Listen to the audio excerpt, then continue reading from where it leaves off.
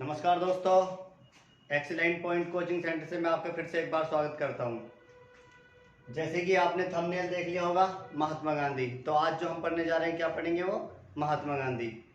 अच्छा, अगर आपको मेरी वीडियो पसंद आती है तो आप उसको लाइक करें और शेयर करें और चैनल को सब्सक्राइब जरूर करें। तो आज जो पढ़ेंगे हम क्या पढ़ेंगे वो महात्मा गांधी। इससे पहले हमने क्या पढ़ा था, जो 1857 क्रांति हुई थी और किस तरीके से अंग्रेजों ने यहाँ पे क्या किया, भारत पे राज किया। क्योंकि उन्होंने क्या, मैंने बताया किस तरीके से मंगल पांडे जो था पश्चिम बंगाल बैरकपुर छावनी का एक क्या था, एक सैनिक था, और किस तरीके से वहां पे क्या चले थे, वो जो चर्बी युक्त कारतूस थे वो बताते हैं कि गाय और सुअर की चर्बी के कारतूस थे। वो इसलिए बताया, जिस किसी ने भी ये अफवाह फैलाई थी वो इसलिए अफवाह फैलाई थी कि अगर गाय का नाम लेंगे तो उससे कौन भड़केंगे, सिर्फ हिंदू। अगर उसमें सुअर का नाम भी ले देंगे तो उसमें कौन भड़केंगे, फिर वो मुस्लिम भी। इसलिए ये ज्यादातर ये अफवाह फैलाई गई थी कि इस तरीके से अगर ये अफवाह फैलाई जाएगी तो यहाँ पे क्या होगा, ये बहुत ज्यादा आंदोलन होगा। और आजादी का वो सबसे अंतिम निर्णय था, वो भारत के लिए आजादी के लिए एक पहली लड़ाई थी जिससे कि भारत आजाद हो सकता था। और उसके बाद में क्या हुआ, यहाँ पे अंग्रेज भी फिर धीरे धीरे अपनी सत्ता काबिज कर ली। और फिर उसी के बाद में एक महान व्यक्ति का जन्म होता है जिसका नाम था महात्मा गांधी। जन्म जैसे कि हम बचपन से पढ़ते आ रहे हैं इनके बारे में, जन्म कब हुआ था इनका, 2 अक्टूबर 1869 में जन्म। 2 अक्टूबर 1869 में जन्म हुआ था इनका। जैसे ही इनका जन्म हुआ 2 अक्टूबर 1869 को कहा हुआ था, गुजरात के काठियावाड़ में। काठियावाड़ में इनका जन्म हुआ। और जैसे ही इनका जन्म हुआ, इनकी जो माता थी पुतलीबाई,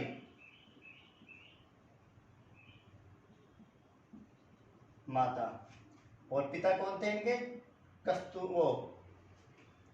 करमचंद गांधी। करमचंद गांधी। तो बचपन से हम इनके बारे में पढ़ते जा रहे हैं और आज जो हम पढ़ेंगे महात्मा गांधी के बारे में पढ़ेंगे और किस तरीके से ये इन्होंने आंदोलन शुरू किए और जिनके जो जितने भी इन्होंने आंदोलन किए वो सारे A to Z इनके सारे हम आंदोलन पढ़ेंगे। और इसमें सिर्फ हम क्या पढ़ेंगे, सिर्फ महात्मा गांधी के ही बारे में पढ़ेंगे, ना कि इसमें भगत सिंह, सुखदेव, राजगुरु, बटुकेश्वर दत्त, चंद्रशेखर आजाद, सुभाष चंद्र बोस, राम प्रसाद बिस्मिल, अभी उनके बारे में कुछ नहीं पढ़ेंगे। हम सिर्फ अभी आज क्या पढ़ेंगे, वो महात्मा गांधी के बारे में। उनके बारे में एक स्पेशल अलग से वीडियो बनेगी, उसमें वो धीरे धीरे किस तरीके से क्रांतिकारियों का जन्म हुआ और किस तरीके से उन्होंने भारत को आजादी करने के लिए अपना बलिदान दिया, तो उसका धीरे धीरे पढ़ेंगे। तो आज जो हम पढ़ेंगे सिर्फ और सिर्फ किसके बारे में, वो महात्मा गांधी के बारे में पढ़ेंगे। तो जन्म कब हुआ था इनका, 2 अक्टूबर 1869 को गुजरात के पोरबंदर शहर में, ये भी लिख लो, पोरबंदर शहर में एक गांव पड़ता है काठियावाड़, तो वहां पे इनका जन्म हुआ था। और इनकी माता कौन थी, पुतलीबाई, और पिता कौन थे, करमचंद गांधी। जो महात्मा गांधी थे ये साथ में अपने पिताजी का भी नाम लगाया करते थे, तो इनका नाम क्या पड़ गया, मोहनदास करमचंद, बस मोहनदास करमचंद गांधी। अभी ये सिर्फ राष्ट्रपिता, बापू और महात्मा, अभी इनका नाम कुछ नहीं है, सिर्फ इनका नाम क्या है, मोहनदास करमचंद गांधी। तो क्या हुआ, जब इनका 2 अक्टूबर 1869 में जन्म हुआ और जो इनकी माता थी पुतलीबाई, इनका सपना था कि मैं बचपन अपने बेटे को, जो मोहनदास करमचंद गांधी है, इसको क्या बनाऊंगी, डॉक्टर बनाऊंगी। लेकिन डॉक्टर में क्या होता है, इनकी माता जो थी ये डरती थी बहुत ज्यादा कि बेटा कभी चोरी नहीं करनी, कभी मतलब गलत कार्य नहीं करने और खून खराबे से हमेशा दूर रहना है। तो हुआ यही, जब महात्मा गांधी का जो सपना था और इनकी माता का सपना था वो क्या था, डॉक्टर बनने का। तो हुआ यही, जब ये धीरे धीरे बड़े हुए और बड़े होने के बाद में जो पुतलीबाई थी इनकी माता जी, तो इनकी माता जी को पता चला कि जो डॉक्टर होते हैं वो क्या करते हैं, चीड़ाफारी ज्यादा करते हैं, तो उसमें क्या होता है, खून खराबा बहुत ज्यादा होता है। तो यहाँ पे जो डॉक्टर का जो सपना था महात्मा गांधी का और इनकी माता जी का, वो सपना यहाँ से वो टूट गया।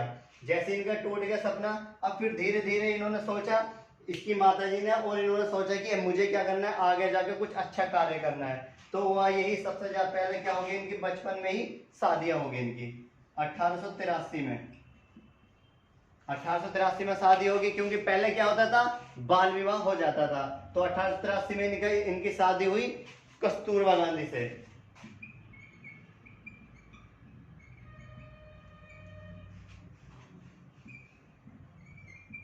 कस्तूरबा गांधी, और इनसे ये लगभग 6 माह बड़ी थी, 6 महीने बड़ी थी, लेकिन फिर भी शादी होगी। होने के बाद में, तो कल जो हमने देखा था किस तरीके से जो भारत में उस समय क्या थी, 1853 में लगभग जब डलहौजी आया था, वहां पे क्या था, जो गोद की प्रथा थी वो बंद कर दिया था, और किस तरीके से बाल विवाह जो थे उस पर प्रतिबंध था। तो बाल विवाह में क्या हो गया इनका, इनकी शादी हो गई। इससे पहले ये कुछ कर पाते, तो पहले से पहले इनकी शादी हो गई थी।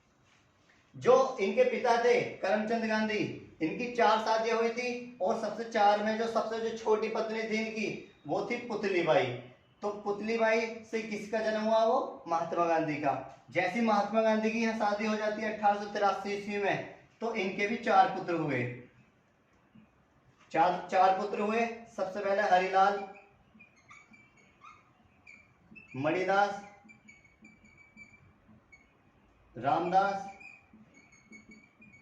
और देवदास, ये 4 पुत्र थे। लेकिन महात्मा गांधी ने किस तरीके से आगे जाके अपना 5वां पुत्र भी बनाया था, जिसको जमनालाल बजाज बोलते थे।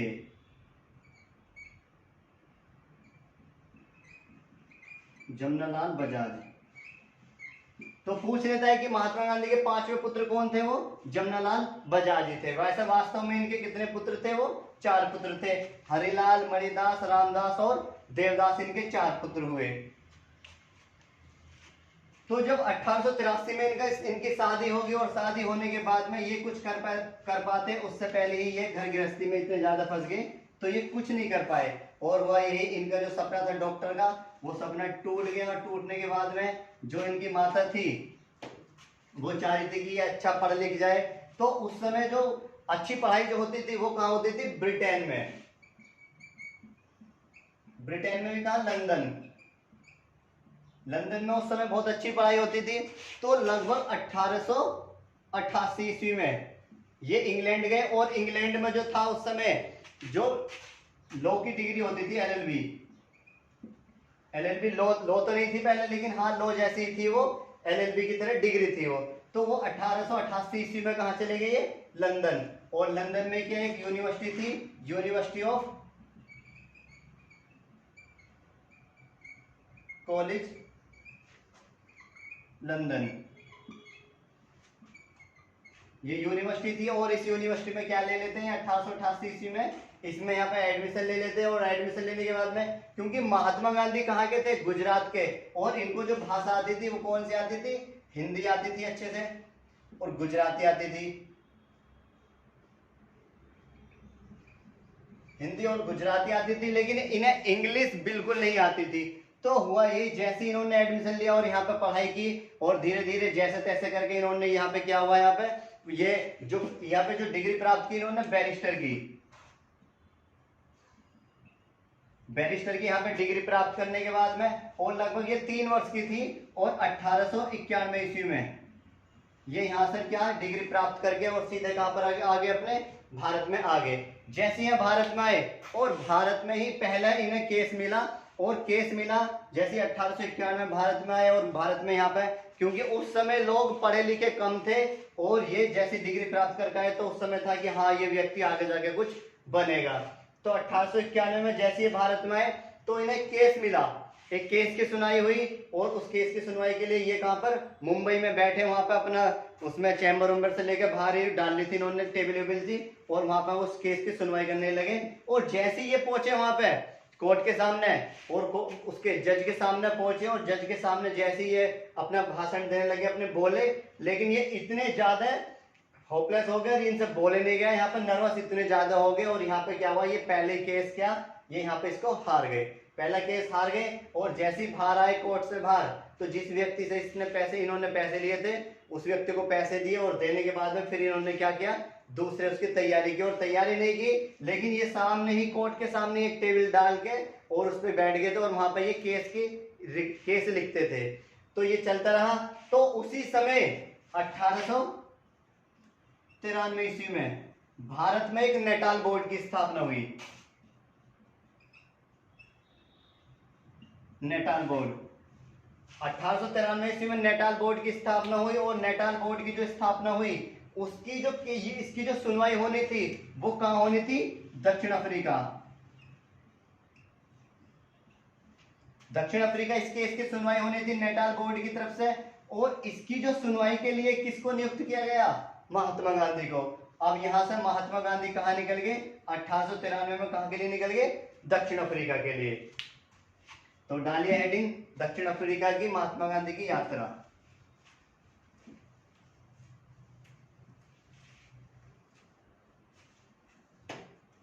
तो जैसे महात्मा गांधी दक्षिण अफ्रीका में 1893 में पहुंचे और जैसे यहां पे ये पहुंचे 1893 में दक्षिण अफ्रीका, पहुंचने के बाद में अब उस समय क्या था? महात्मा गांधी क्या वो लंगोट अंगोट बांधते थे। तो जैसे यहाँ पहुंचे और कोर्ट के जज के सामने पहुंचे कोर्ट में, और पहुंचने के बाद में यहाँ पे केस इनको लड़ने के लिए गए यहाँ पे, और यहाँ पे अपने जो भी बातें थी वो करने के लिए गए। लेकिन जो जज था, जज ने इनको मना कर दिया। मना कर दिया क्यों? क्योंकि उस समय जो था यहाँ पे जो जज ने कहा कि अगर आपको केस की सुनवाई करनी है तो आपको ये जो कपड़े पहने हुए हैं, आपको ये कपड़े ड्रेस चेंज करनी पड़ेगी, नहीं तो आप ये केस की सुनवाई नहीं कर पाओगे। तो यहाँ पर महात्मा गांधी को पहली बार रंग भेद का यहाँ पर सामना करना पड़ा। और फिर भी महात्मा गांधी यहाँ पर डटे रहे और यहाँ पर हुआ यही, इस केस की सुनवाई नहीं कर पाए। और यहाँ से जैसी केस की सुनवाई नहीं करी यहाँ से महात्मा गांधी ने, और यहाँ से फिर 1893 में ही ये जा रहे थे डरबन से प्रिटोरिया।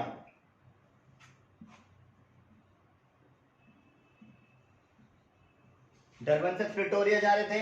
और जैसे डरबन से दक्षिण अफ्रीका में पड़ता है, डरबन से प्रिटोरिया जा रहे थे। और जब ये जा रहे थे तो हुआ यही, यहाँ पे महात्मा गांधी ने क्या ले रखा था? एक एसी, फर्स्ट एसी क्लास का यहाँ पे टिकट ले रखा था। फर्स्ट एसी क्लास का, बिल्कुल एसी में बैठ के जा रहे थे। अब जैसे ही जा रहे थे तो रास्ते में एक जगह पड़ी पीटर्सबर्ग, जॉन्स पीटर्सबर्ग। रास्ते में जगह पड़ी जॉन्स पीटर्सबर्ग। और यहाँ पे क्या हुआ? यहाँ पे कुछ अंग्रेज आ गए, क्योंकि उस समय क्या था, जिस तरीके से भारत में अंग्रेजों ने राज किया, भारत को गुलाम बनाया, ठीक उसी तरह से जो अंग्रेज थे वो क्या, जितने भी आसपास के जो छोटे छोटे देश थे, बड़े बड़े भी, उन पे क्या कर रहे थे? जो अंग्रेज थे उन्होंने उनको गुलाम बनाया हुआ था भारत की तरह, और भी बहुत सारे देश थे। तो हुआ यही, यहाँ से जॉन्स पीटर्सबर्ग जैसी डरबन से प्रिटोरिया जा रहे थे। और यहाँ पर क्या हुआ? महात्मा गांधी एसी के फर्स्ट डिब्बे में बैठे हुए थे ट्रेन में। तो यहाँ पर कुछ अंग्रेज आ जाते हैं, और अंग्रेज आ जाते हैं, वो कहते हैं कि भाई तुम कैसे यहाँ पे? तो उस समय क्या था, जो दक्षिण अफ्रीका थी, यहाँ पे कैसे व्यक्ति रहते थे? वो काले। और अंग्रेज भी यहाँ पर अंग्रेजों ने क्या बनाया? इसको गुलाम बनाया। तो वो कैसे थे? गोरे। और भारतीय पहुंच गए, वो कैसे हो गए? फिर वो मध्य के, ना गोरे ना ज्यादा काले, बिल्कुल इस तरीके से। तो हुआ ये, यहाँ पे जैसे ये पहुंचे महात्मा गांधी, और महात्मा गांधी से उन अंग्रेजों ने कहा कि भाई तुम कैसे यहाँ, तुम क्या कर रहे हो कि तुम तो काले व्यक्ति हो और तुम कैसे फर्स्ट एसी के डब्बे में बैठे? तो महात्मा गांधी को यहाँ से महात्मा गांधी ने कहा कि मैं क्यों जाऊं, मेरे पास तो फर्स्ट एसी का क्लास वो टिकट है रे। तो यहाँ पे महात्मा गांधी को उन्होंने खूब समझाया, लेकिन ये महात्मा गांधी उन्होंने इसकी बात नहीं मानी महात्मा गांधी की। और महात्मा गांधी को उन्होंने कहा उतर रहे हो या धक्का देके बाहर निकालना है? तो महात्मा गांधी ने उनकी बात नहीं मानी, और महात्मा गांधी को उन्होंने क्या कर दिया? जॉन्स पीटर्सबर्ग यहाँ पर धक्का दिया, और यहाँ पर महात्मा गांधी को फेंक दिया रेलवे स्टेशन पे ही, और यहीं पे इनका सामान वामान फेंक दिया। अब महात्मा गांधी को यहाँ पर रंग भेद का दूसरा सामना करना पड़ा कि मेरे पास फर्स्ट एसी क्लास का टिकट होने के बावजूद भी मुझे क्या यहाँ से नीचे फेंक दिया। तो वही यहाँ से महात्मा गांधी ने क्या किया? फिर यहीं पे तुरंत यहाँ पे आंदोलन पे बैठ गए। जैसे यहाँ पे आंदोलन पे बैठे, अब बैठने के बाद में महात्मा गांधी ने इस तरीके से यहाँ पे पूरे दक्षिण अफ्रीका में क्या इतने आंदोलन किए। और यहाँ पे जो दक्षिण अफ्रीका में इतने आंदोलन करने के बाद तो यहाँ पे महात्मा गांधी का एकदम बिल्कुल वो मतलब स्तर एकदम उच्च स्तर हो गया यहाँ पे। लोग इनको कोई जानता नहीं था, लेकिन इतने आंदोलन किए यहाँ पे। जो दक्षिण अफ्रीका के काले लोग थे, उनको जो अंग्रेज थे वो बहुत ज्यादा परेशान कर रहे थे, इसलिए इनका सबसे पहला आंदोलन कहाँ शुरू हुए थे, वो दक्षिण अफ्रीका में हुए थे। तो उसी समय दक्षिण अफ्रीका में यहाँ शुरू हुए, लेकिन ये महात्मा गांधी कभी कभी क्या भारत में भी आ जाते थे। तो 1901 ईस्वी में 1901 ईस्वी में सबसे पहला हुआ क्या, यहाँ पे महात्मा गांधी जब 1901 में यहाँ पे भारत में घूमने के लिए आते रहते थे, भारत की स्थिति जानने के लिए। तो उस समय 1901 ईस्वी में भारत में क्या था, जो 1885 ईस्वी में कांग्रेस की स्थापना हुई थी। और कांग्रेस की जो स्थापना हुई, इसमें क्या होता था कि हर साल कांग्रेस की एक अध्यक्षता करते थे लोग, मतलब लोगों को एकजुट करने के लिए, जिससे देश क्या हो जाए, आजाद हो जाए। तो इसीलिए 1885 में कांग्रेस की स्थापना हुई।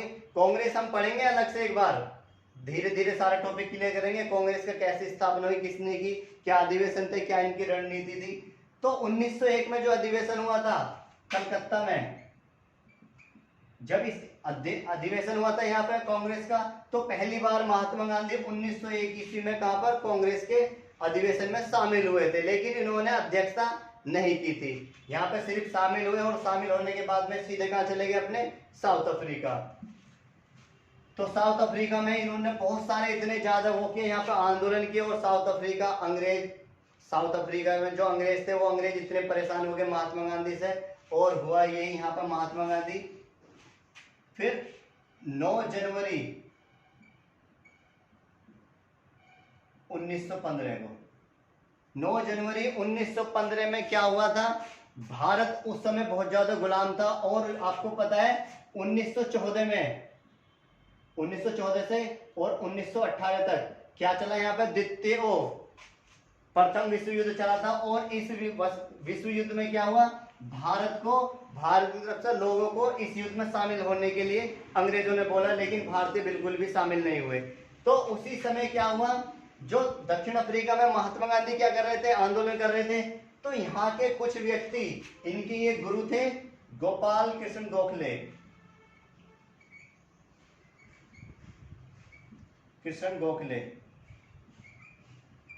गोपाल कृष्ण गोखले इनके गुरुजी थे। और हुआ यही, इन्होंने देखा, ये एक बार क्या दक्षिण अफ्रीका घूमने गए थे गोपाल कृष्ण गोखले, और उन्होंने देखा कि एक व्यक्ति हमारा भारतीय कहाँ रहता है, वो दक्षिण अफ्रीका में, और क्यों ना उसकी सहायता ली जाए और भारत को आजादी के लिए। तो हुआ यही, यहाँ से गोपाल कृष्ण गोखले कहाँ पहुंचे, दक्षिण अफ्रीका। और दक्षिण अफ्रीका में महात्मा गांधी को समझाया, और समझाने के बाद में 9 जनवरी 1915 ईस्वी को महात्मा गांधी कहां से, दक्षिण अफ्रीका से कहां लौटे, भारत लौटे। अब जैसे भारत लौटे 9 जनवरी 1915 को, और इसी डेट को प्रतिवर्ष क्या मनाया गया, 9 जनवरी 1915 से भारतीय अप्रवासी दिवस।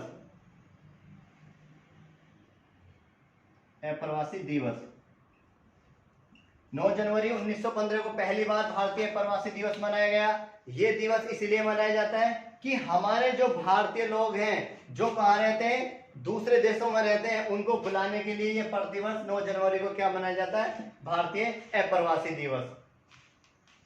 तो ये दिवस मनाया गया। लेकिन जो 2020 का भारतीय प्रवासी दिवस मनाया गया, वो 21 से 23 जनवरी को पहली बार, नहीं तो सब क्या मनाए जाते थे 9 जनवरी को, लेकिन पहली बार 21 से 23 जनवरी को ये कहां मनाया गया, वाराणसी में मनाया गया। तो ये किस लिए, जो हमारे भारतीय लोग हैं कहां पर, जो दूसरे देशों में क्या करते हैं, व्यापार करते हैं। क्योंकि अब भारत पहले जैसा नहीं रहा, इसलिए इनको यहाँ पर लालच दिया जाता है कि भारतीय लोग जो दूसरे देशों में, वो कहां पर आए, भारत में। और भारत में क्या अच्छी टेक्निक है और अच्छी तरीके से स्कीम चल रही है, और वो भारत में क्या करें, इनका सब चीजों का प्रयोग करें। तो यहाँ पर महात्मा गांधी की एंट्री हो जाती है यहाँ पर 9 जनवरी 1915 को। लेकिन यहाँ महात्मा गांधी आ जाते हैं, लेकिन अभी तक महात्मा गांधी ने कोई भी आंदोलन नहीं किया, ना ही किसी भी तरह का कोई भी यहाँ पे गलत कार्य किया अभी। अब हुआ ये, यहाँ पे जब गोपाल कृष्ण गोखले ने महात्मा गांधी से कहा कि अभी आप सिर्फ भारत की परिस्थिति जानो, देखो क्या चल रहा है। तो यहाँ पे देखने के बाद में, और महात्मा गांधी 2 साल तक भारत की परिस्थिति जानी और 1917 ईस्वी में 1917 ईस्वी में उस समय बिहार में क्या जो वो थे, बिहार में एक जगह पड़ती है चंपारण। तो 9 जनवरी 1917 ईस्वी में जब महात्मा गांधी 2 साल तक यहाँ भारत में रहे और रहने के बाद में उन्होंने देखा 1917 में जो बिहार में चंपारण जगह है, यहाँ पे क्या कर रहे हैं, जो अंग्रेज है वो क्या कर रहे हैं, यहाँ पर नील की खेती कर रहे हैं। क्योंकि अंग्रेज कैसे वस्त्र पहनते थे, सफेद वस्त्र, और सफेद वस्त्र के लिए क्या चाहिए, नील। और जो भारतीय लोग थे वो क्या चाह रहे थे कि यहाँ पे क्या हो, नकदी फसल हो। तो ये भी नकदी फसल, जमीन भारतीयों की, खेती भारतीय कर रहे, लेकिन पैसा कौन ले रहे थे, वो अंग्रेज ले रहे थे। और उस समय जो थी नील की खेती होती थी भारत में, और चरस, अफीम, गांजा, इन सब की खेती यहाँ पे कौन कर रहे थे, वो अंग्रेज कर रहे थे। अब इसको देखते हुए महात्मा गांधी ने 2 वर्ष बाद 1917 में पहला अपना आंदोलन शुरू किया, कहां पर, चंपारण में। जैसे यहाँ पर आंदोलन किया, और यह आंदोलन क्या था, यहाँ पर इस आंदोलन में जो ये अंग्रेज थे उस समय, अंग्रेज ये क्या कर रहे थे, यहां पे एक पद्धति चला रखी थी, 3 कटिया पद्धति। 3 कटिया पद्धति, ये पद्धति क्या थी कि अगर किसी का खेत है, कोई भी जमीन है, उसमें क्या हो रही है, खेती हो रही है, और इसकी सबसे जो उपजाऊ भूमि है, जिसमें अच्छी फसल होती है, उसमें किसकी खेती की जाती थी, यहाँ पर नील की, और चरस की, अफीम की, गांजे की, भांग की, इनकी खेती हो रही थी यहाँ पे। अब महात्मा गांधी को यहाँ पर लगा कि हाँ ये गलत हो रहा है, तो महात्मा गांधी ने सबसे पहला जो आंदोलन किया अपना, क्या हुआ, चंपारण सत्याग्रह। चंपारण सत्याग्रह शुरू किया कब, 1917 में। और इस सत्याग्रह आंदोलन में जो महात्मा गांधी के साथ में शामिल थे वो कौन थे, डॉक्टर राजेंद्र प्रसाद। डॉक्टर राजेंद्र प्रसाद भारत के 2 बार राष्ट्रपति रह चुके हैं और भारत के प्रथम राष्ट्रपति भी थे। तो ये क्या थे, इस चंपारण सत्याग्रह में महात्मा गांधी के ये साथ में थे। और डॉक्टर राजेंद्र प्रसाद को, जो बिहार है, बिहार का गांधी कहा जाता है डॉक्टर राजेंद्र प्रसाद को।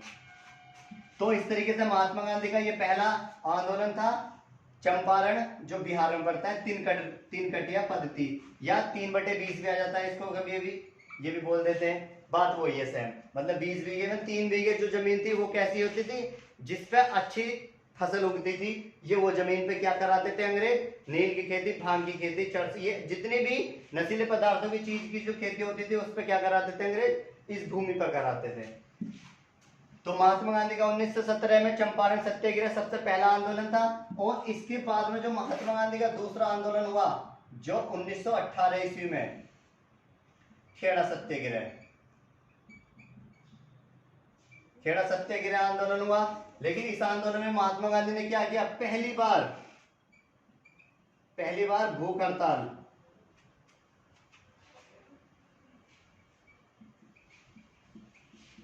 पहली बार महात्मा गांधी भूख हड़ताल पे बैठे यहाँ पे।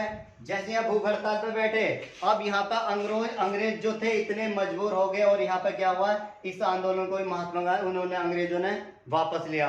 और इनका जो तीसरा जो आंदोलन हुआ था वो भी 1918 ईस्वी में हुआ था, जो अहमदाबाद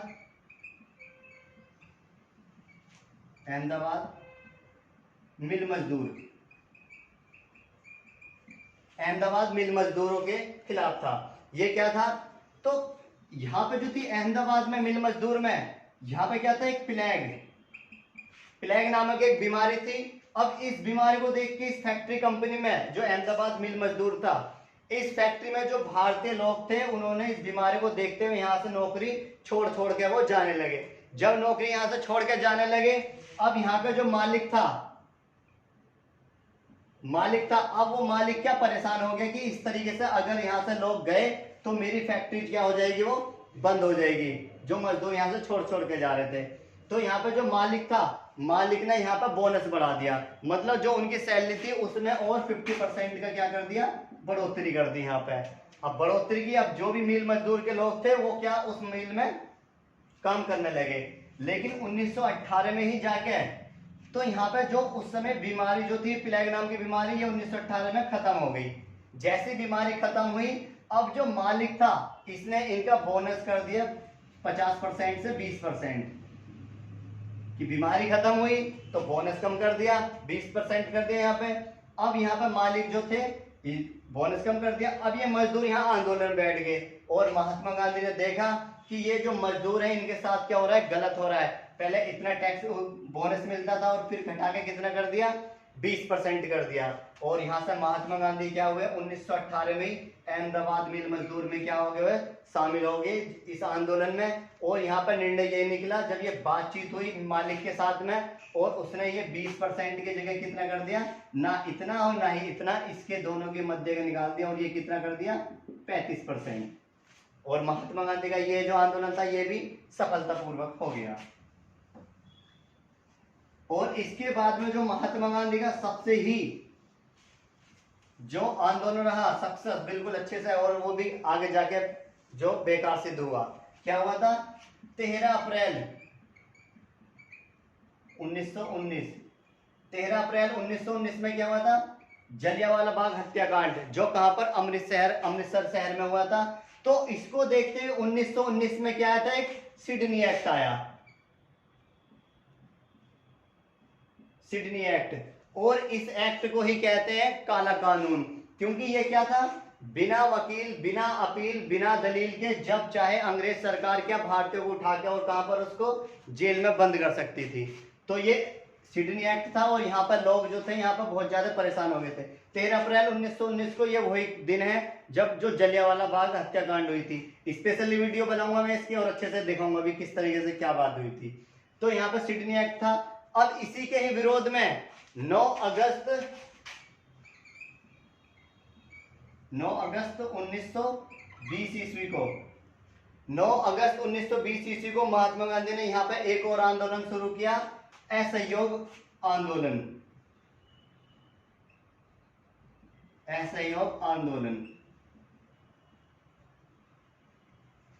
जब ये आंदोलन चलाया, ये क्या था, 9 अगस्त 1920 को महात्मा गांधी का बहुत बड़ा एक आंदोलन था और इसका नाम क्या दिया, असहयोग आंदोलन। मतलब क्या कि महात्मा गांधी किसका विरोध कर रहे थे, इस सिडनी एक्ट का। तो हुआ यही, यहाँ पे महात्मा गांधी जिस तरीके से आंदोलन कर रहे थे तो यहाँ पे चारों तरफ लोग क्या कर रहे थे, महात्मा गांधी के साथ हो गए। क्योंकि महात्मा गांधी ने यहाँ सिर्फ एक ही नारा दिया कि जितने भी बच्चे हैं स्कूल जाना बंद, जितने भी अंग्रेजी शासन यहाँ पे वस्त्र वगैरह बेचती हैं वो सारे बंद, और यहाँ पे क्या बिकेगा, सिर्फ और सिर्फ खादी कपड़ा बिकेगा। तो यहाँ पे महात्मा गांधी ने यही नारा दिया था। और जितने भी हमारे मजदूर काम कर रहे हैं अंग्रेजों के साथ में, वो सारे काम बंद। तो यहाँ पे इतना ही नारा देखते हुए महात्मा गांधी के साथ क्या हो गए, लाखों लोग इकट्ठा हो गए, इतने एकजुट हो गया। और यहाँ पे ये बताते हैं 1857 की क्रांति के बाद ये दूसरा सबसे बड़ा आंदोलन था यहाँ पे। और हुआ ये, यहाँ पे जब ये चलता रहा, इधर आवाज सुनी तो उधर तमिलनाडु के लोग इकट्ठे हो गए, वहां पर भी आंदोलन निकालने लगे, उधर गुजरात के, उधर पश्चिम बंगाल, उधर महाराष्ट्र। तो चारों तरफ के लोग क्या कर रहे थे, इस आंदोलन को बहुत ज्यादा, अब बहुत बड़ा आंदोलन बन गया। अब यहाँ पर अंग्रेज इतने परेशानी हो गए जब ये 9 अगस्त 1920 को ये चल रहा था आंदोलन। और उसी समय एक घटना ऐसी घटी, और जिस घटना ने क्या करा, ये असहयोग आंदोलन तुरंत ही क्या कर दिया, ये खत्म कर दिया। क्योंकि एक घटना थी, ये बात है गोरखपुर के चोरी चोरा कांड, चोरी चोरा कांड गोरखपुर में, उत्तर प्रदेश में पड़ती है ये जगह। और हुआ ये, यहाँ पर गोरखपुर में जो ये प्रदर्शनकारी क्या कर रहे थे, असहयोग आंदोलन में भाग ले रहे थे। और ये आंदोलन इतना ज्यादा विकसित हो गया, बहुत आंदोलन फैल गया। और यहाँ पे क्या हुआ, चोरी चोरा कांड में यहाँ पे क्या था, एक यहाँ पे पुलिस चौकी थी, और उस पुलिस चौकी में कितने थे, 21 कांस्टेबल थे और एक हेड कांस्टेबल था। यहाँ पर टोटल 22 जवान थे, और वो क्या कर रहे थे, उस चौकी में बंद थे। यहाँ पर चौकी में क्या, वो इन लोगों को, जो प्रदर्शनकारी थी, ये बात है 5 फरवरी 1922 ईस्वी की, जब ये आंदोलन चल रहा था। लगभग 2 वर्ष तक चला था ये आंदोलन। जब ये आंदोलन चल रहा था, और इस आंदोलन में जो ये पुलिस वाले थे 21 और एक 22, और ये क्या कर रहे थे, ये रोक रहे थे प्रदर्शनकारियों को कि आप क्या करो, ये आंदोलन करो, लेकिन कैसे करो, बिल्कुल एकदम शांतिपूर्वक करो। लेकिन ये नहीं माने। और यहाँ पे क्या हुआ, बहुत सारे जवान इतने जो भारतीय लोग थे वो प्रदर्शन कर रहे थे और भीड़ में एकदम लोग हिंसात्मक हो गए। और हिंसात्मक होने के बाद में जो ये 21 और एक 22 हेड कांस्टेबल थे और इनको क्या चौकी में इनको बंद किया और इस चौकी में क्या लगा दी, आग लगा दी। जैसे आग लगा यहाँ पर और ये 21 और एक 22 हेड कांस्टेबल सहित और यहाँ पे ये क्या हो गए, सारे के सारे इसमें जल गए, सारे के सारे मारे गए। जैसे ही मारे गए, अब महात्मा गांधी के दिमाग में क्या बात आ गई कि मैंने कहा था कि हमें आंदोलन करना है, लेकिन हमें क्या नहीं करना, ये किसी को नुकसान नहीं पहुंचाना, किसी लोगों की हत्या नहीं करनी। तो यहाँ पे इसको देखते हुए महात्मा गांधी ने तुरंत ही क्या ले लिया था, ये असहयोग क्या ले लिया, यहाँ से वापस ले लिया। और वापस लेने के बाद में हुआ ये आंदोलन यहीं पे क्या हो गया, समाप्त हो गया था। और जब ये आंदोलन चल रहा था तो उसी समय नेताजी सुभाष चंद्र बोस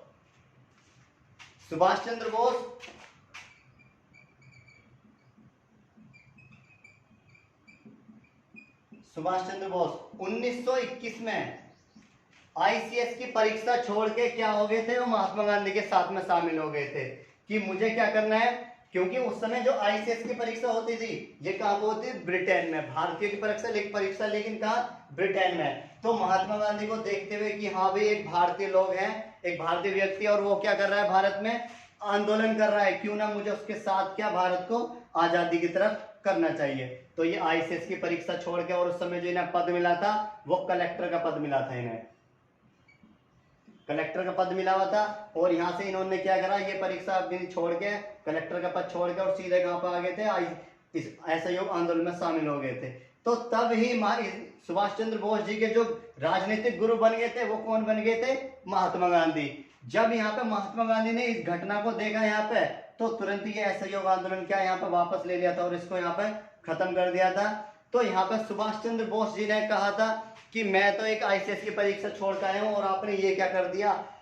तो यहाँ पर और भी सुभाष चंद्र बोस जी ने कहा कि अगर ये आंदोलन थोड़ी देर और चल जाता तो भारत उसी समय आजाद हो जाता, 1920 में ही। लेकिन हुआ यही, ये छोटी सी घटना देखते ही महात्मा गांधी का दिमाग घूम गया। और सुभाष चंद्र बोस जी, उसने मोतीलाल नेहरू ने कहा था उसी समय कि अगर आग लगी है तमिलनाडु में, तो उसको भुगतेगा कौन, कन्याकुमारी वाले थोड़ी ना भुगतेंगे। तो इसको देखते हुए महात्मा गांधी यहाँ पे बहुत ज्यादा इन्होंने आंदोलन ले लिया, लेकिन कुछ इसका परिणाम नहीं निकला। और यहाँ पर तुरंत ही 1922 में क्या हुआ, महात्मा गांधी को उठा के कहाँ पर, जेल में बंद कर दिया गया था और इनको 6 वर्ष की यहाँ पे जेल सुना दी। लेकिन हुआ यही है, वहां से 2 वर्ष बाद यहाँ पर 1924 में महात्मा गांधी यहाँ से निकल गए थे। जैसे निकले, अब निकलने के बाद में महात्मा गांधी कुछ समय तक बिल्कुल शांत हो गए थे, बिल्कुल शांत, कुछ नहीं। जब ये असहयोग आंदोलन चल रहा था तो नेताजी सुभाष चंद्र बोस और मोतीलाल नेहरू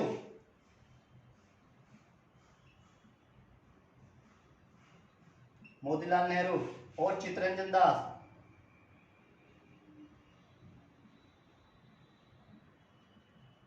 दास, इन तीनों ने मिला के एक पार्टी बनाई। खासकर तो इन दोनों का नाम आता है, मोतीलाल नेहरू और चित्तरंजन दास ने एक पार्टी बनाई 1923 में। 1923 में एक पार्टी बनाई, स्वराज पार्टी। पूछ लेता है कि स्वराज पार्टी कब बनी, 1923 में। किसने बनाई, मोतीलाल नेहरू और चित्तरंजन दास ने। तो वही 1924 में महात्मा गांधी यहाँ से जेल से रिहा हुए और रिहा होने के बाद में कुछ समय तक यहाँ पे, और तभी 1920 के बाद ही जब ये असहयोग आंदोलन था और यहाँ पे जो हमारे भारतीय क्रांतिकारी थे, कौन, भगत सिंह, सुखदेव, राजगुरु, बटुकेश्वर दत्त, चंद्रशेखर आजाद और रामप्रसाद बिस्मल, उनकी यहाँ पे क्या हो जाती है, उनकी यहाँ से एंट्री शुरू हो जाती है और यहाँ से क्या करते हैं, भारत को फिर आजादी की तरफ आकर्षित कर देते हैं। तो वही जब ये आंदोलन यहाँ पर महात्मा गांधी ने वापस ले लिया और कुछ समय बाद महात्मा गांधी इधर उधर घूमते रहे और फिर महात्मा गांधी ने क्या, इन्होंने ही एक साबरमती आश्रम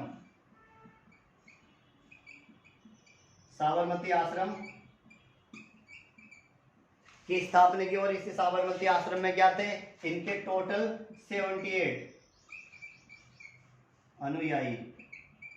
अनुयायी इसमें शामिल थे।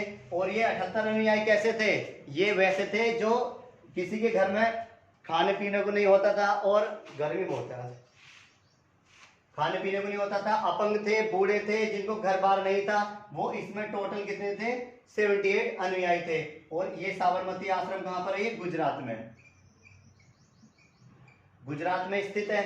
तो यहाँ पर हुआ यही, उस समय एक जगह पड़ती है दांडी, दांडी जगह पड़ती है, और महात्मा गांधी को कहीं नहीं दिखा, कुछ नहीं दिखा, और सीधा क्या देखा? जो दांडी पड़ती है गुजरात में जगह पड़ती है, समुद्र के किनारे है दांडी जगह। तो यहाँ पर उस समय क्या था? नमक पर कर लग रहा था, नमक पर कर मतलब नमक पर टैक्स लग रहा था। यहाँ पे महात्मा गांधी को कुछ नहीं दिखा, और सिर्फ क्या दिखा? नमक पर कर लग रहा है, जो कहां पर है? दांडी। और महात्मा गांधी गए अपने सीधे कहां पर? 78 अनुयायियों के पास में, और इनसे कहा कि चलो हमें कहाँ चलना है? दांडी चलना है, और दांडी में क्या करना है? नमक भी जो कर चल रहा है उस पर कर को खत्म करना है, और यहाँ पे अंग्रेजों को यहाँ से भगाना है। तो इन 78 अनुयायियों ने कहा कि चलो हम अंग्रेजों को मारते हैं यहाँ से। तो महात्मा गांधी ने कहा कि मारना पीटना नहीं है किसी को, मारना पीटना नहीं है, हमें यहाँ से क्या करना है? बिल्कुल प्यार से उनको यहाँ से भगाना है, और ये नमक कर क्या यहाँ से बिल्कुल खत्म करना है। क्योंकि क्या था? जमीन भारतीयों की, उगा भारतीय रे, पानी भारतीयों का, समुद्र भारतीयों का, लेकिन जो कर ले रहे थे वो कौन ले रहे थे? नमक पर वो अंग्रेज ले रहे थे। अब इसको देखते महात्मा गांधी ने 78 अनुयायियों के साथ में, जो साबरमती आश्रम से है, साबरमती आश्रम से जो दांडी जगह पड़ती है, और लगभग पड़ती है 65 किलोमीटर, यहां से यहां तक की यात्रा। सपोज करो ये सीधी यात्रा पड़ती है यहां से यहां तक की 65 किलोमीटर, 65 किलोमीटर की यात्रा पड़ी। लेकिन महात्मा गांधी जो इनके कितने थे? 78 अनुयायी, इनको साथ मिला लिया, और ये 65 किलोमीटर की यात्रा कैसे प्रारंभ की इन्होंने? निकले यहाँ से साबरमती आश्रम से। निकलने के बाद में सबसे पहले यहाँ गए, यहाँ एक गाँव देखा, फिर यहाँ एक गाँव देखा, फिर यहाँ एक गाँव देखा, और फिर यहाँ एक गाँव देखा, फिर इधर एक गाँव देखा, फिर इधर एक गाँव देखा, फिर इधर गाँव देखा। और इस तरीके से गाँव देखते देखते और लोगों की इतनी भीड़ कर डाली इन्होंने, इतनी भीड़ कर डाली। ये बात है 12 मार्च 1930 की, और यहाँ पे इतनी भीड़ कर डाली, इसी को कहते हैं दांडी यात्रा, साबरमती आश्रम से और दांडी तक की। जब यहाँ तक आ गए, फिर यहाँ तक गए, दूसरा गांव देखा, और फिर यहाँ पे एक गांव देखा, यहाँ पर, फिर यहाँ पर एक गांव, और फिर लास्ट में कहाँ पहुंच गए? दांडी। ये पहुंचे थे 5 अप्रैल 1930 ईस्वी को, 5 अप्रैल 1930 ईस्वी को दांडी पहुंचे। लेकिन उस समय क्या था? रात बहुत अधिक हो रही थी। तो यहाँ पर महात्मा गांधी ने जो दांडी जगह थी, इसके पूरे के पूरे चक्कर लगवाए। वहां पर जितने भी जो भी भीड़ थी, लाखों की जनसंख्या यहाँ पे इकट्ठी होगी इतनी सारी। और यहाँ पे क्योंकि महात्मा गांधी ने कहा कि अगर हमने ये आंदोलन अभी खत्म कर दिया, क्योंकि महात्मा गांधी यहाँ पर रात को पहुंचे थे 12 बजे के आसपास, तो महात्मा गांधी ने कहा अगर हमने आंदोलन ये अभी समाप्त कर दिया तो हमारी बात कोई सुनेगा नहीं, और ये जितनी भी जनता वो कैसी हो जाएगी? इधर उधर तितर बितर हो जाएगी यहाँ पे। तो महात्मा गांधी ने दांडी जगह जो पड़ी, इसके पूरे के रात क्या कराई? इसकी परिक्रमा कराई उनसे। और ठीक ये आंदोलन कब खत्म हुआ? 6 अप्रैल 1930 को ये आंदोलन समाप्त हुआ। और यहाँ पे क्या था? आंदोलन करने लगे। तो उस समय क्या था? यहाँ पे आंदोलन चल रही थी। जो साबरमती आश्रम है, यहाँ से यहाँ तक की यात्रा कितनी थी? वो 65 किलोमीटर। लेकिन महात्मा गांधी ने ये यात्रा कितनी बना दी? यहाँ से इधर उधर जितने भी गांव देखे, सारे गांव में घूम फिर के, और ये यात्रा बना दी यहाँ पर 385 किलोमीटर की यात्रा, 385 किलोमीटर की यात्रा बना दी। जबकि रास्ता कितना था? 65 किलोमीटर का। क्यों? क्योंकि यहाँ पे महात्मा गांधी को, लोगों को इकट्ठा करना था, भीड़ इकट्ठी करनी थी यहाँ पे। और यहाँ पे इस तरीके से महात्मा गांधी ने दांडी यात्रा ये यहाँ पर क्या परिक्रमा शुरू कर दी, और नमक पर यहाँ पे क्या कर दिया? वो टैक्स लगाना, जो अंग्रेज थे उनको यहाँ समझाने लगे। तो उस समय जगह जगह कहां पर? कहीं गुजरात में तो चल ही रहा था, महाराष्ट्र में, तमिलनाडु में, दिल्ली में, और कोलकाता में, पश्चिम बंगाल, हर जगह ये आंदोलन चल रहा था। जैसे ही आंदोलन चल रहा था, और महात्मा गांधी ने तुरंत ही यहाँ पर ही 6 अप्रैल को ही तुरंत के तुरंत यहाँ पे एक और आंदोलन चला दिया, सविनय अवज्ञा आंदोलन, सविनय अवज्ञा आंदोलन। एक और आंदोलन चला दिया। ये तुरंत की बात है, 6 अप्रैल की बात है, 6 अप्रैल की बात है 1930 में ये आंदोलन चलाया। और यहाँ पे क्या हुआ? सारे के सारे क्या? नमक विरोध कानून तोड़ने लगे। और जब ये अलग अलग राज्यों के लोग करने लगे, क्योंकि वो समुद्र किनारे थे, अब उत्तर प्रदेश का नंबर आया।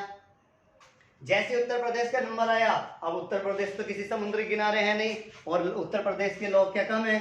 न वो तो पहले से ही नकल करने में नंबर 1 है। तो उन्होंने क्या किया, एक चौराहे पे गए और बड़ा सा टप लिया, ड्राम लिया, और ड्राम में क्या, नमक के 3-4 कट्टे पलटे दिए और रोड पे फैला दिया कि हम भी क्या करेंगे, नमक कर तोड़ेंगे इसको। तो यहाँ पे इस तरीके से महात्मा गांधी ने सविनय विद्या आंदोलन प्रारंभ किया और ये आंदोलन चलता रहा। और उसके बाद में क्या हुआ, तो उसी समय यहाँ पे 1930 में 6 अप्रैल 1930 यहाँ पे उस समय जो गवर्नर जनरल था लॉर्ड इरविन,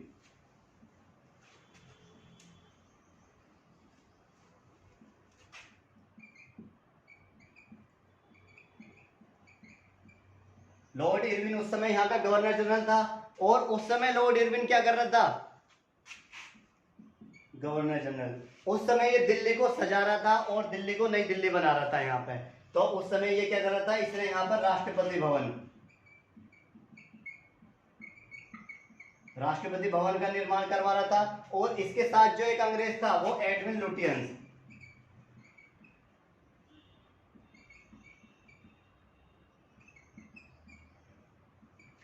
लुटियंस, इसका राष्ट्रपति भवन का वास्तुकार था।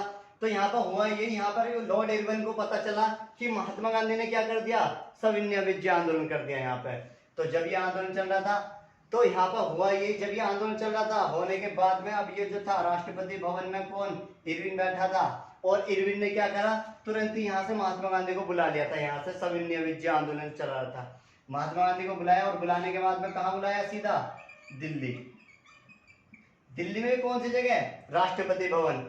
तो उस समय राष्ट्रपति भवन का निर्माण एडविन लुटियंस ने किया और यहाँ पे क्या, इसको सजाया धजाया जा रहा था। और राष्ट्रपति भवन में इसने, लॉर्ड इरविन ने महात्मा गांधी को बुलाया और इससे कहा कि आप वहां क्यों बैठे हो, आपके लिए तो हमने राष्ट्रपति भवन बनवाया, आप यहाँ पर आइए।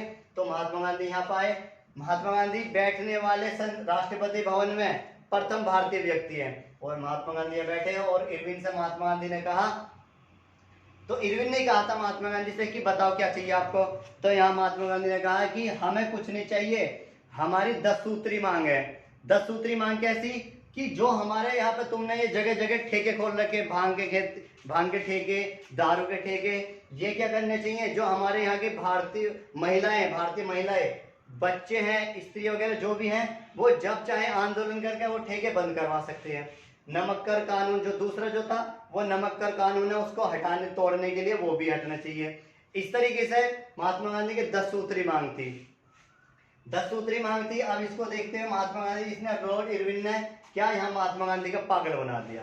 और पागल क्या बना दिया, लॉर्ड इरविन ने महात्मा गांधी से कहा कि देखो जी सुनो, मैं क्या हूं, मैं तो एक ब्रिटेन से भेजा हुआ क्या हूं, एक दूत हूं। और आपकी जो सारी सुनवाई होंगी वो कहां पर होंगी, लंदन में। लंदन में जाओ और आपकी सारी सुनवाई केस की कहां पर होंगी, वो लंदन में होगी। और लंदन में ही उस समय क्या चल रहा था, दूसरा गोलमेज सम्मेलन चल रहा था, द्वितीय गोलमेज सम्मेलन।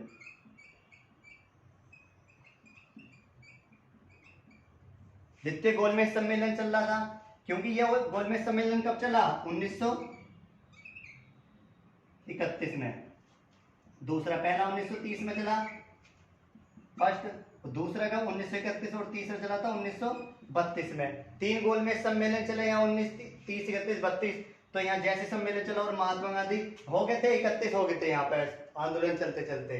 तो महात्मा गांधी को यहाँ से इरविन ने क्या, यहाँ से इसको पागल बना दिया और सीधा कहाँ भेज दिया, दूसरे गोलमेज सम्मेलन, कहाँ पर, लंदन, कि आप वहां जाओ और आपकी जितनी भी मांगे हैं आप वहां पर जाकर करो पूरी, और आपकी वहां पर सुनवाई भी होगी। और महात्मा गांधी इसकी बातों में आगे लॉर्ड इरविन की, और ये सविनय आंदोलन जो था ये यहीं पर खत्म कर दिया। और महात्मा गांधी यहाँ से कहाँ के लिए निकले, फिर वो लंदन के लिए।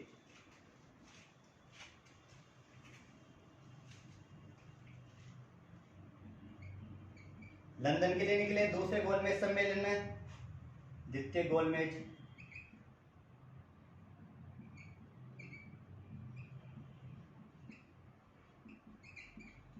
जब महात्मा गांधी दूसरे गोलमेज सम्मेलन में यहाँ पहुंचे, महात्मा गांधी भाग लेने के लिए, और उसी समय क्या हुआ, जब क्या था गोलमेज सम्मेलन कि इस तरीके से मेज थी बहुत बड़ी, और उसपे क्या था, यहाँ चारों तरफ लोग बैठे हुए थे,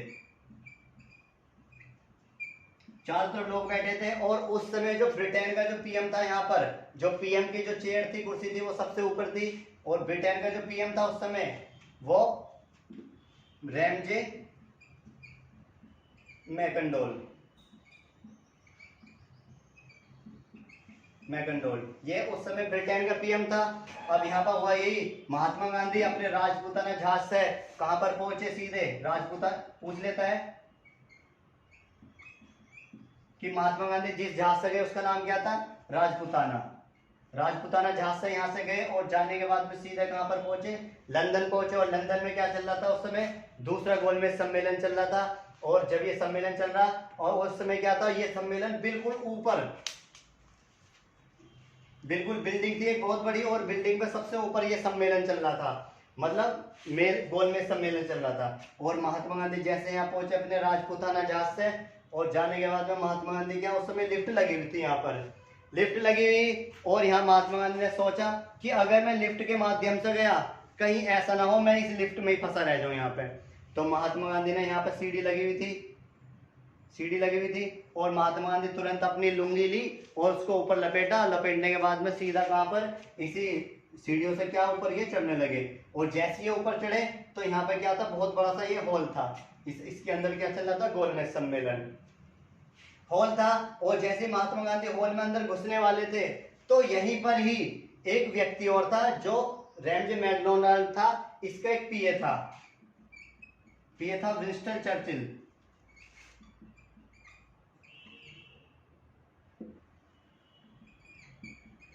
विंस्टन चर्चिल इसका पीए था रैमजे मैकडोनाल्ड का।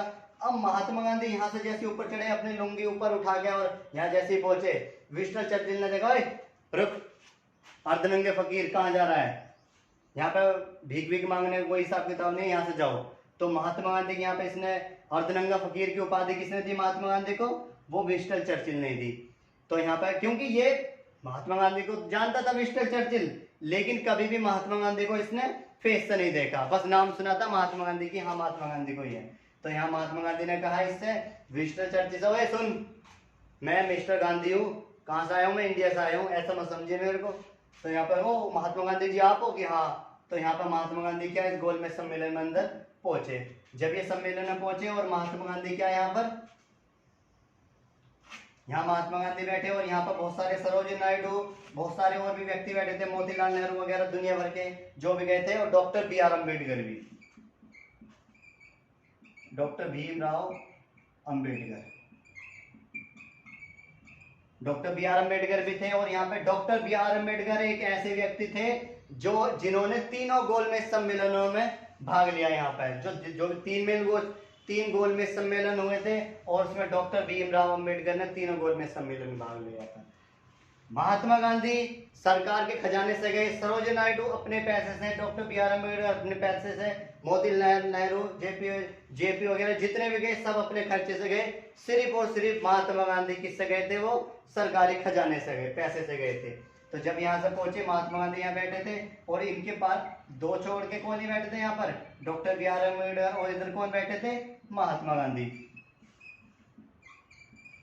महात्मा गांधी जब यहाँ बैठे थे, महात्मा गांधी, और महात्मा गांधी जैसे यहाँ पर उठे अपनी बात करने के लिए कि जय हिंद सर, और जैसे यहाँ से उठे, और उठने के बाद में तुरंत ही यहाँ से कौन बोल पड़े, doctor B R Ambedkar ji. और डॉक्टर बी आर अम्बेडकर बोलने लगे, बोलना किसको चाहिए था, महात्मा गांधी को, लेकिन यहाँ कौन बोल पड़े, डॉक्टर बी आर अम्बेडकर। और डॉक्टर बी आर अम्बेडकर ने क्या कहा यहाँ पे, कि जिस तरीके से आपने 1919 सिखों को आरक्षण दिया,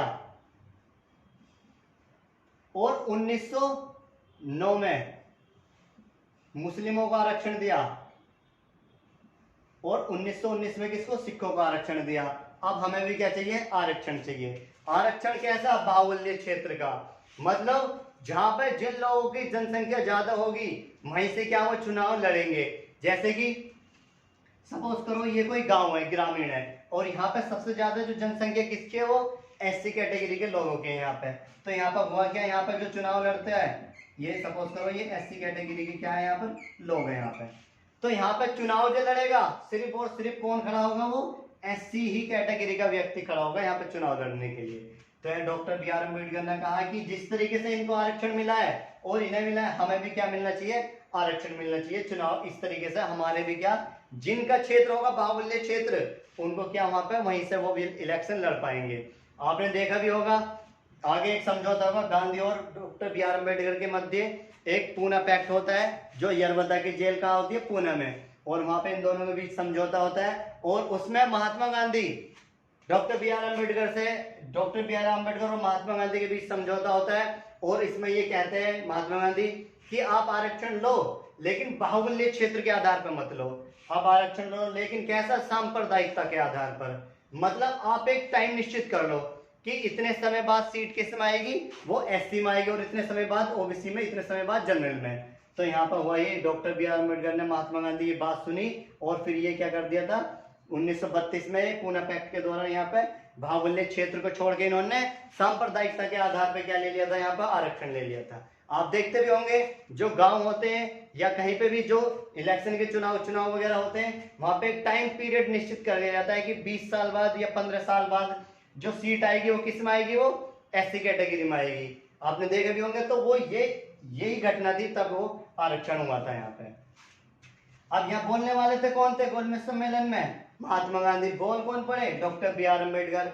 और यहाँ महात्मा गांधी को गुस्सा आया और यहाँ से तुरंत लिया पानी गिलास और पानी गिलास पिया, और पीते यहाँ से तुरंत अपने उठे, और उठने के बाद में सीधे कहाँ पर आ गए, भारत में आ गए। जैसे भारत में आए और आने के बाद में फिर महात्मा गांधी अपने टेंट पेंट लगा के 2 4 5 10 लोग यहाँ बैठे। अब यहाँ पे जो इरविन था,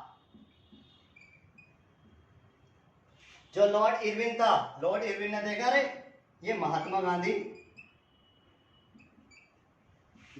गांधी डेली आके आंदोलन बैठ जाता है, इसे उठाओ यहाँ से। तो यहाँ से हुआ यही, महात्मा गांधी को उठाया, उठाने के बाद में 1931 में उठाने के बाद में, और इसको कहां पर, पूना की यरवदा जेल में इसको बंद कर दिया।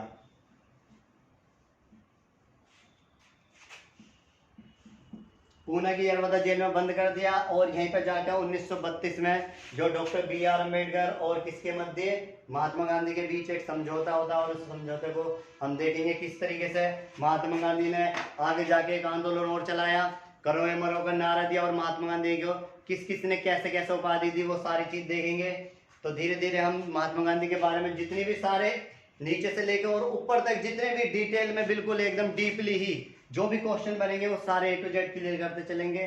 तो कल जो हम देखेंगे महात्मा गांधी 1942 में किस तरीके से करो मरो का नारा देते हैं और किस तरीके से भारत को आजाद कराते हैं, और क्यों जो नाथुराम गोडसे था क्यों महात्मा गांधी के गोली मारता है और क्यों महात्मा गांधी की वो हत्या करता है, वो सारी घटना देखेंगे कल। महात्मा गांधी के बारे में एक क्लास और होगी और उसमें महात्मा गांधी के बारे में पूरा ही जितना बचा है वो सारा कल क्लियर कर लेंगे। आज की वीडियो बहुत बड़ी हो जाएगी, अगर इससे आगे बनाया जाएगा तो आज के लिए इतने काफी है। कल फिर मिलते हैं क्लासेस के लिए। अगर आपको क्लास अच्छी लगे तो चैनल को लाइक करें, सब्सक्राइब करें और शेयर अधिक से अधिक करें। ठीक है, तो धन्यवाद आज के लिए। कल फिर मिलते हैं महात्मा गांधी की सेकंड क्लास के लिए। Thank you.